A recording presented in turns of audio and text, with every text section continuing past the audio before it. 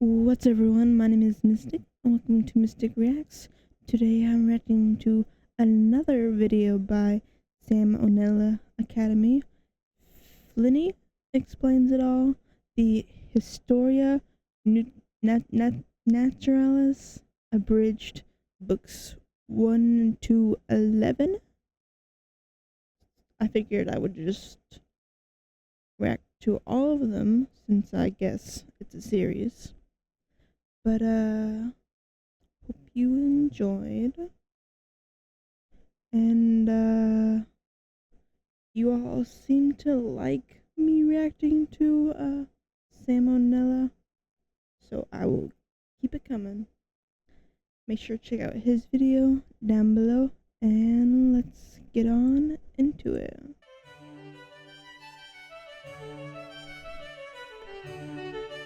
Okay.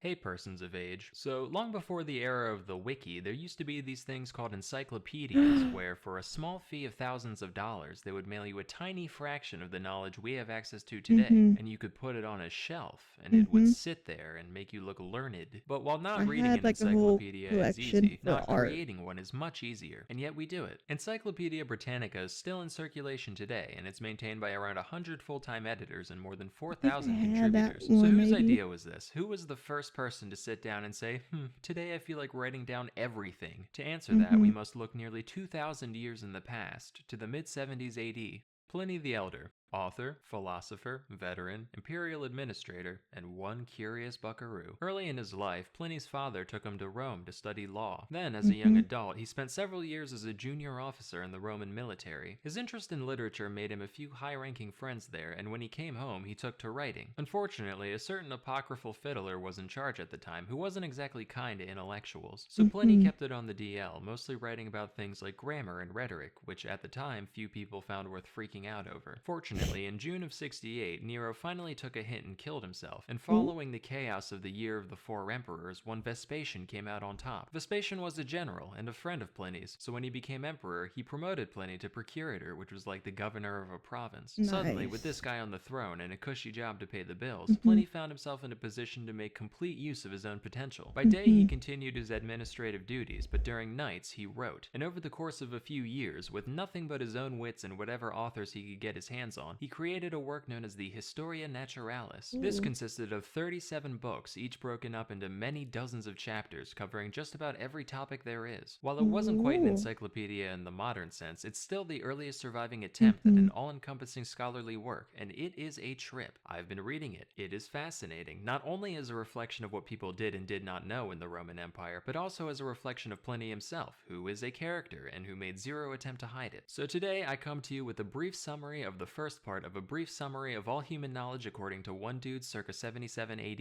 Now the original thing makes for a fairly long read. Even removing most of the more uninteresting details, I've only managed to fit the first 2 books into today's video. As for the other 35, we'll see. I'm gonna let Pliny do the narration himself using my voice. He gets a lot of things shockingly right and a lot shockingly wrong. Rather than constantly chiming in with fact checks, I'm just gonna throw chess.com analysis icons in the corner for every claim he makes. I'll also provide relevant snippets of the actual text I'm paraphrasing just for reference. If you're one of the people who likes to pause the video just to see the funny ha-has I snuck into the freeze frame, rest assured there will be none today. You can just let it play. One last warning, while there is a loose overall structure to this thing, it also seems like Pliny just kind of wrote whatever was in his head for a given chapter. He has a habit of jumping back and forth between completely disparate topics and going on weird personal tangents in between. I am presenting this thing in the exact order it's written, so if it at any point seems utterly scatterbrained, it's his fault, not mine. Anyway, take it away.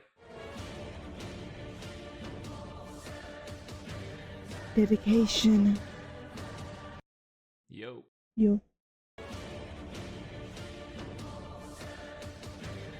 An account of the world and the elements.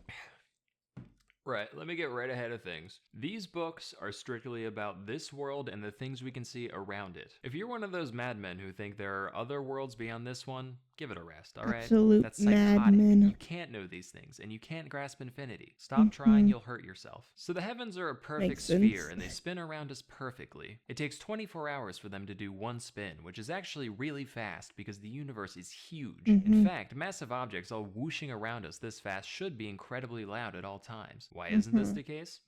The whole shebang is composed of 4 elements, right, which sort themselves by weight. Earth is heaviest, so it falls to the middle of everything, into a sphere, and it stays still. It's the only still thing. On top of that is water, then air, and fire's the lightest, which is why the sun and stars are made of it. The sun kicks ass, easily the best of the 7 things up there. Basically a god. Not literally. Don't try to answer questions about God's nature, by the way. You'll just confuse yourself. There's at most one God, and he's everything, and he doesn't do weird human shit like getting jealous or banging other gods. I swear, people just make up new gods every time they want something specific. Let me tell you, there was a temple on Palatine Hill dedicated, through my tax dollars, by the way, to fever.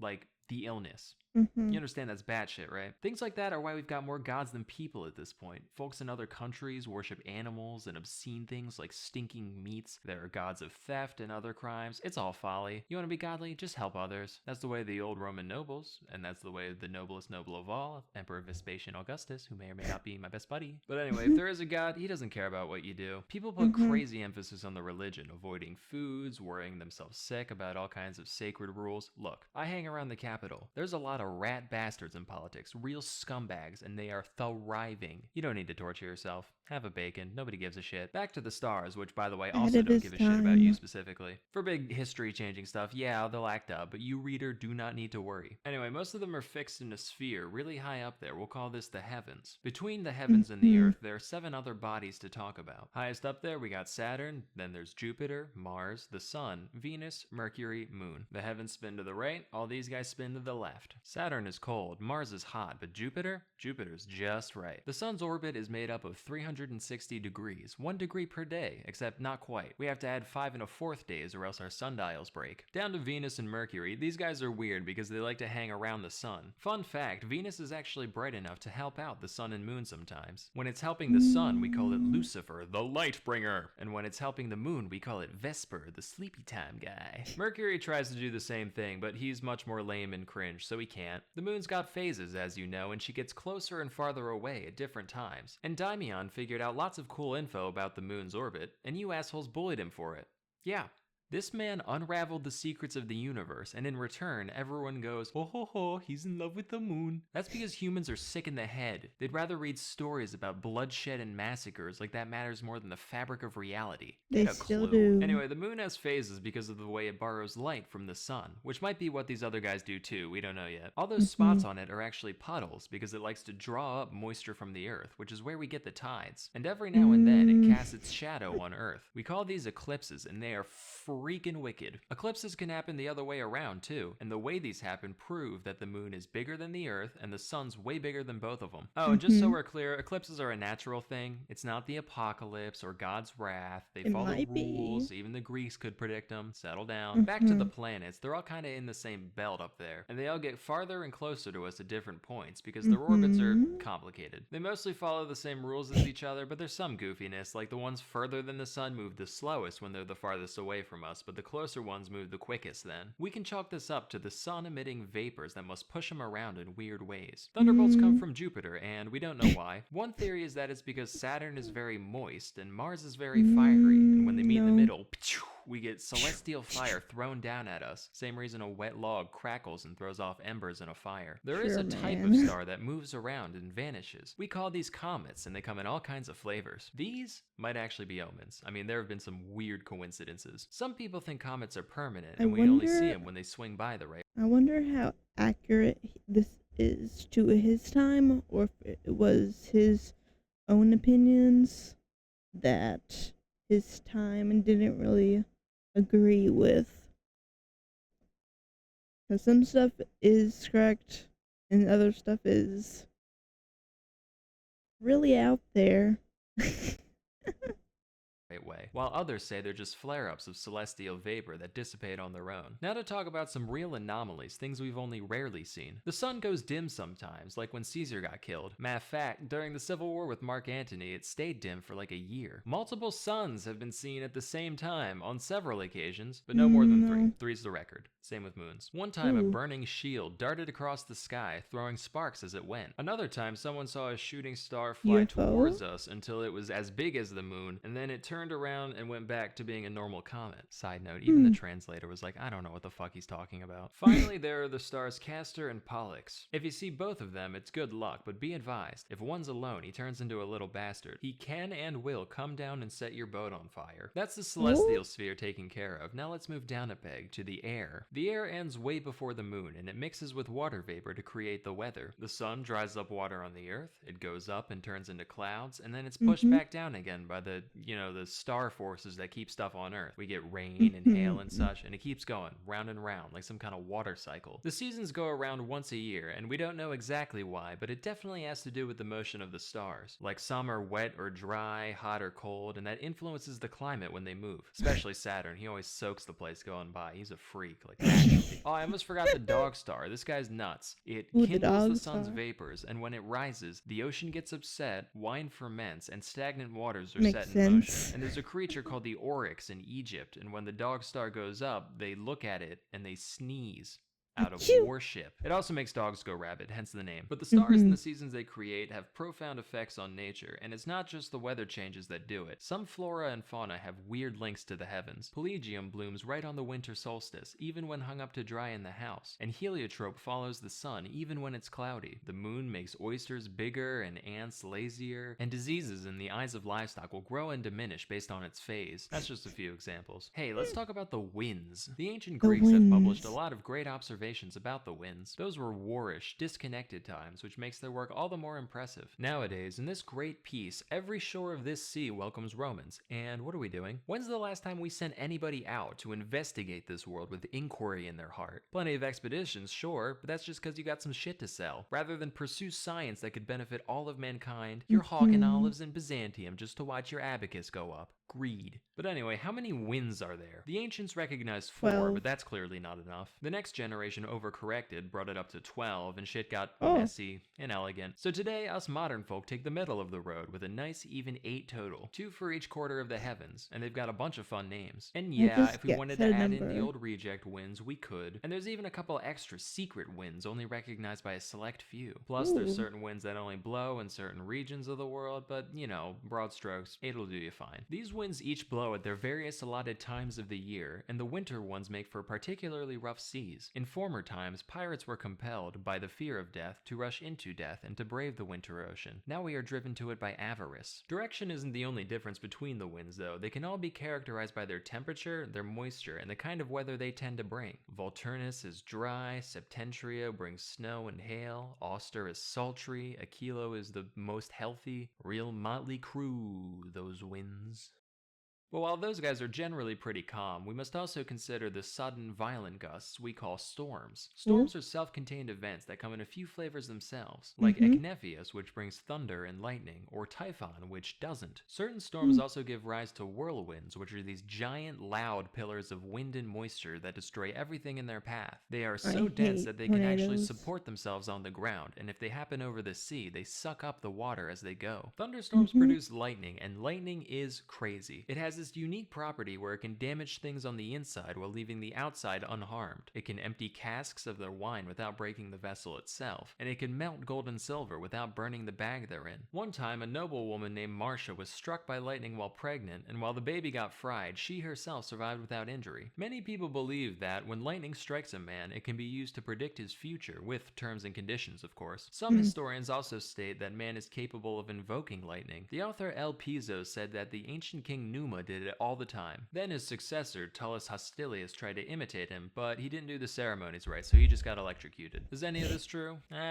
Maybe. At the very least, I buy the fortune-telling thing. Now, we all know that we see lightning before we hear thunder. That's nothing special. It's just because light has a greater velocity than sound. It's the same event, thunder's just the sound that lightning makes. Fun fact, man is the only animal that isn't always killed by lightning. Any other creature, instant death every time, but we're special. Lightning can strike just about anything, except for laurels, seals, and eagles. They're all safe. It also never descends more than 5 feet into the ground, so if you're someone who's scared of lightning, your best bets are deep caves or a tent made out of seal skin. Besides all this normal weather, we do have records of some real weird stuff falling from the sky. It has rained milk and blood on many occasions. One time it rained flesh, and the fallen meat that wasn't eaten by birds just didn't rot. You know, your casual immortal meat storm. One time it rained wool, another time there was a shower of baked tiles. What a country, huh? Stones have been known to fall from the the sky now and then. The Greeks like to brag about how the philosopher Anaxagoras correctly predicted such an event, but I find that dubious. We know a stone fell, it was like a wagon load big, but I think Anaxagoras just got lucky. I mean, the guy said it would fall out of the sun.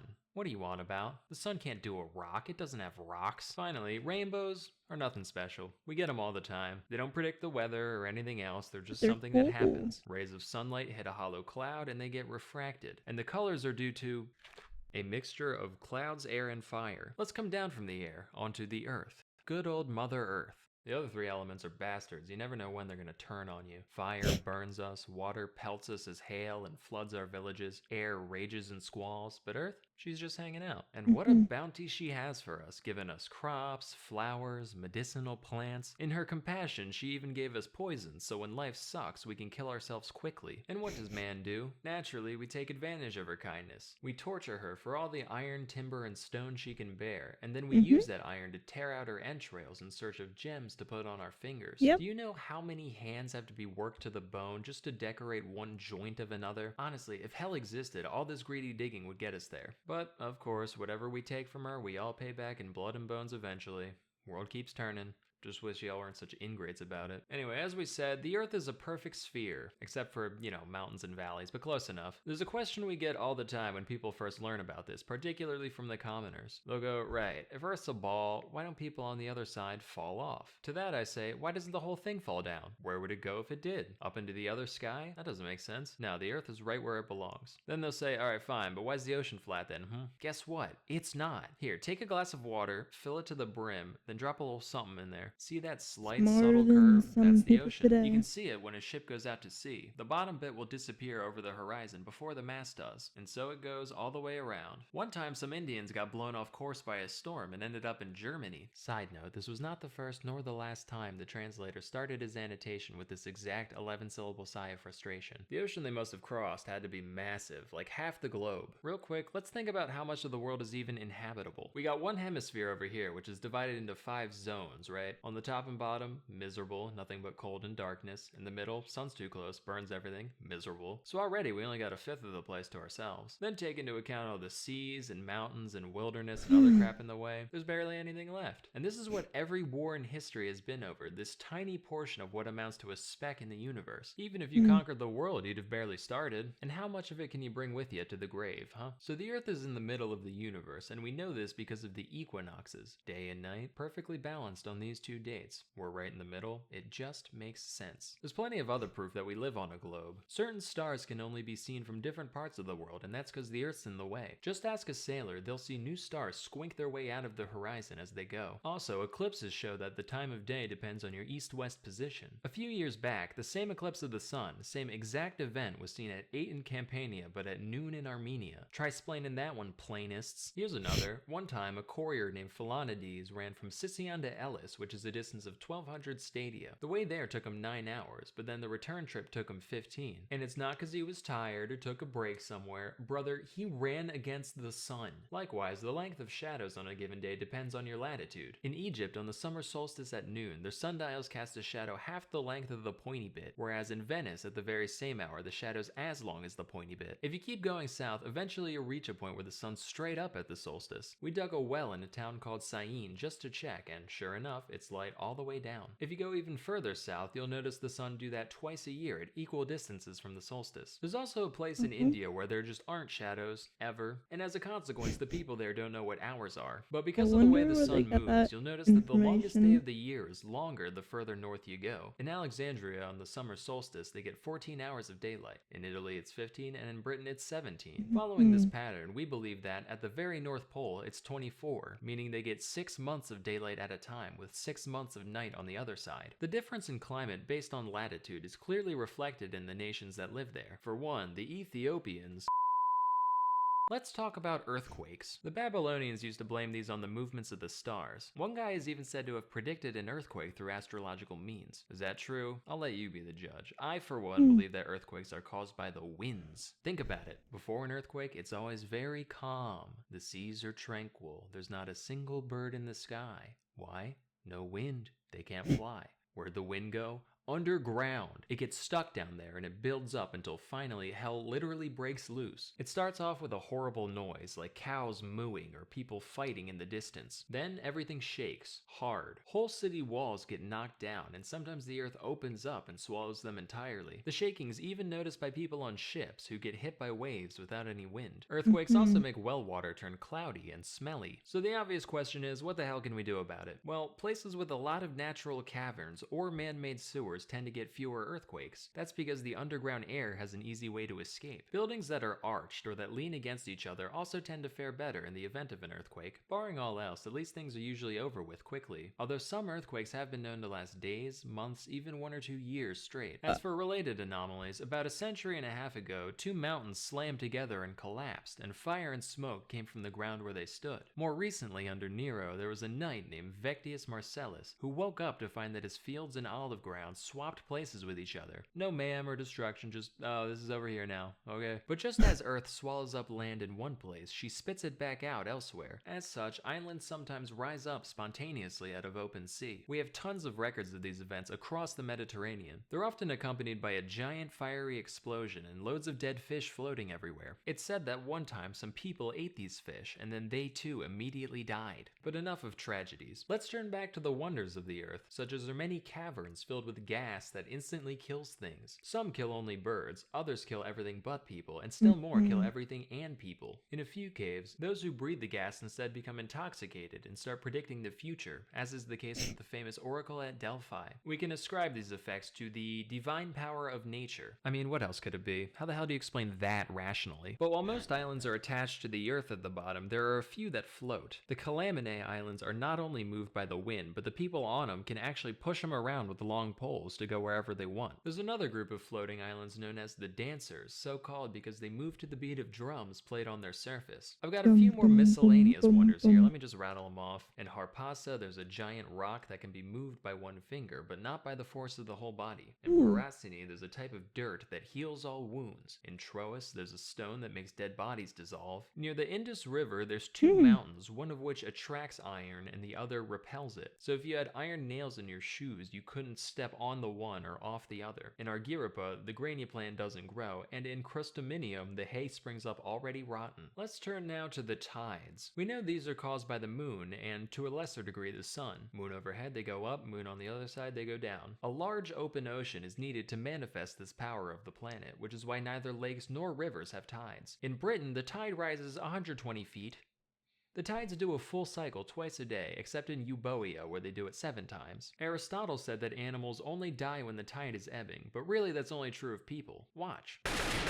Seawater is salty, and that's because the sun evaporates all the mild, sweet water while leaving all the gross crap that ends up in the ocean behind. A number of estimates have been made for the depth of the ocean, ranging from 15 stadia to who the hell knows. Seawater is also heavier than fresh water, which is why things float better on it. As with everything in nature, bodies of water have no shortage of weird stuff they get down to. Some rivers actually run underground before bursting out again elsewhere. We know they're the same river because if you chuck stuff in one, it comes out the other side. There's a lake in Judea where nothing sinks at all. In Dodona, there's a spring called the Fountain of Jupiter, and though the water there is cold as ice, it'll relight extinguished torches held near its surface. The river Melos turns sheep black when they drink from it, while the Cephasus makes them turn white, the Peneus turns them black again, and then the Xanthus makes them red. The river Astaces makes the horses there produce black milk, which the people use for food. There's a spring in the island of Andros that tastes like wine. The river Lyncestis tastes sour but gets you drunk like wine, and in Arcadia, there's a river called the Styx that kills you instantly. In Labrosis, there are 3 springs, all of which also kill you instantly, but in a much less painful fashion than the 6. That's enough of those. From here we turn at last to the 4th element, fire. In Samosata, along the Euphrates, there's a big pool of this flammable mud they call maltha. It sticks to everything it touches, and if you set it on fire, even water won't extinguish it. Romans invaded these lands long ago, and the people there poured the stuff on our soldiers, cooked them in their armor like a crab. There are certain places in the world where fire is always burning. The summits of many mountains are home home to such flames, as are the occasional crater and field. And of course, the sun and stars are no exception. What a weird thing these are, like fire needs fuel to spread and sustain itself. So what is it that can feed these flames without destroying itself in the process? There's a thinker for ye.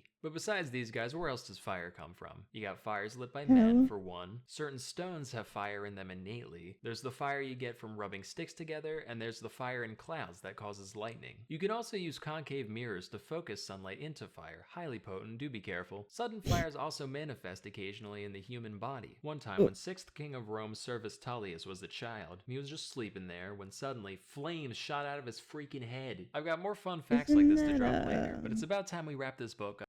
What is it? It's from Fire Force. Spontaneous combustion. I thought they said something about that. Like some kind of weird study.